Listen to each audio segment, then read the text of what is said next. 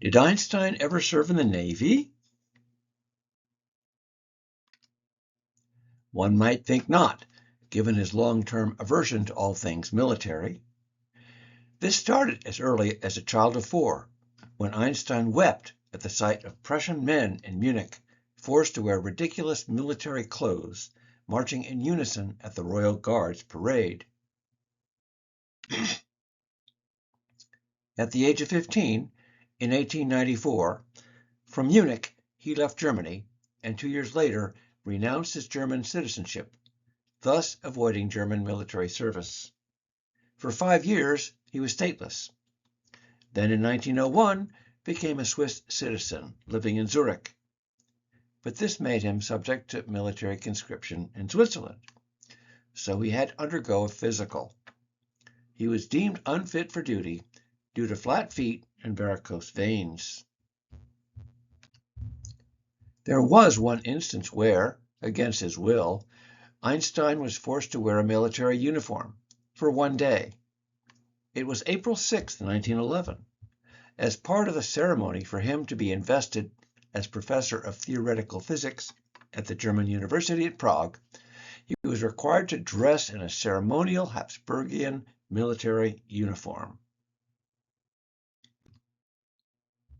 Earlier in his career, he said, compulsory military service must be abolished. And he was not just anti-military, but passionately pacifist. In 1914, at the outbreak of World War I, he said, in such times as the present, one realizes what a sorry species of animal one belongs to. In 1922, he wrote, he who cherishes the value of a culture cannot fail to be a pacifist. Two things modified his absolute pacifism.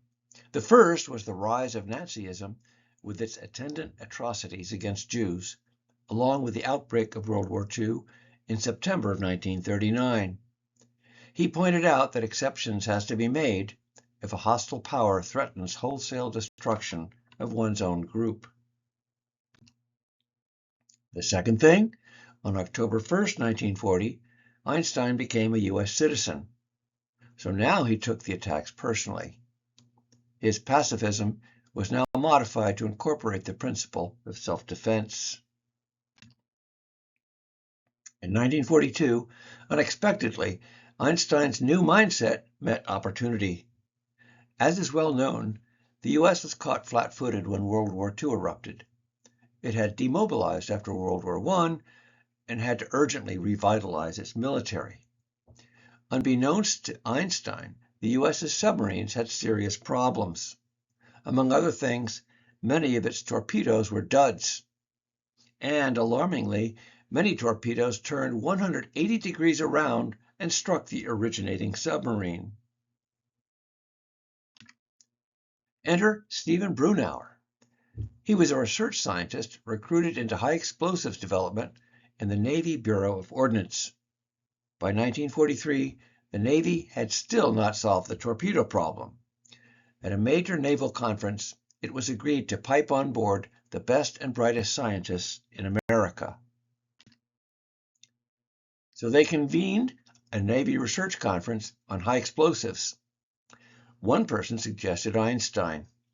Another objected, saying, he's a pacifist, and besides, he's not interested in doing anything practical. But Brunauer did not see these considerations as definitive, so on May 13, 1943, he wrote a letter to Einstein. Einstein replied, and on May 15, 1943, Brunauer went to Princeton to visit and air the objections he had heard. Brunauer recalls, the man was just sitting there, waiting for someone to call.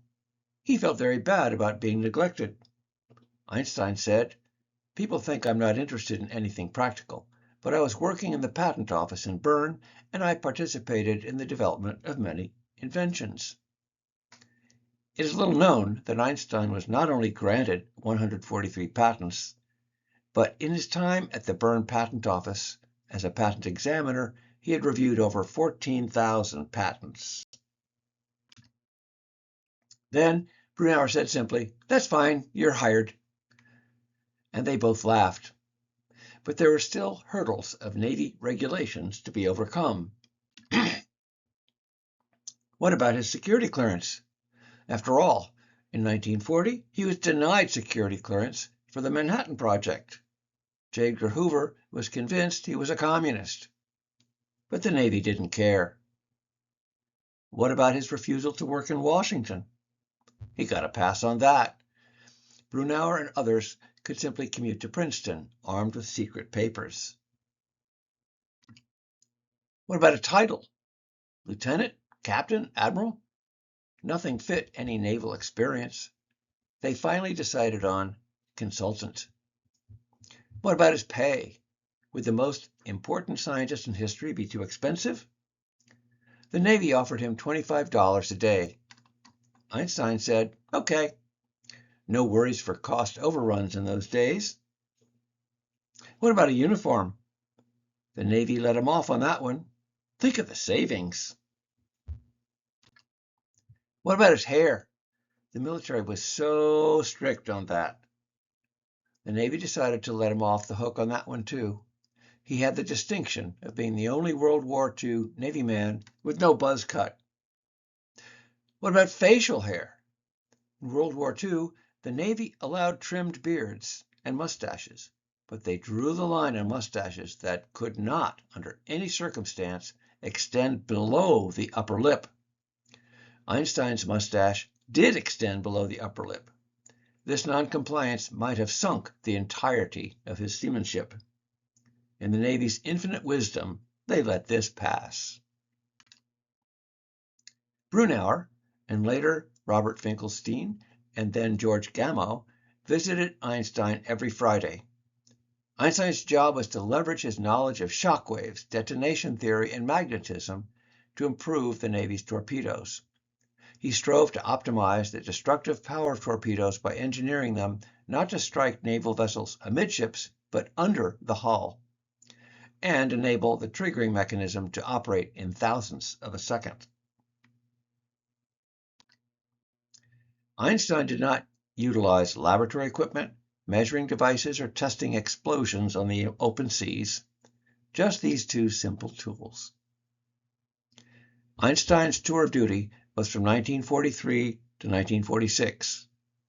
By then, the U.S. Navy was no longer flat-footed, but Einstein still was. He never descended into a submarine. He never boarded a single Navy ship. But his work did provide another benefit, as described by Brunauer. He made another contribution to morale. It was uplifting to know that Einstein was one of us.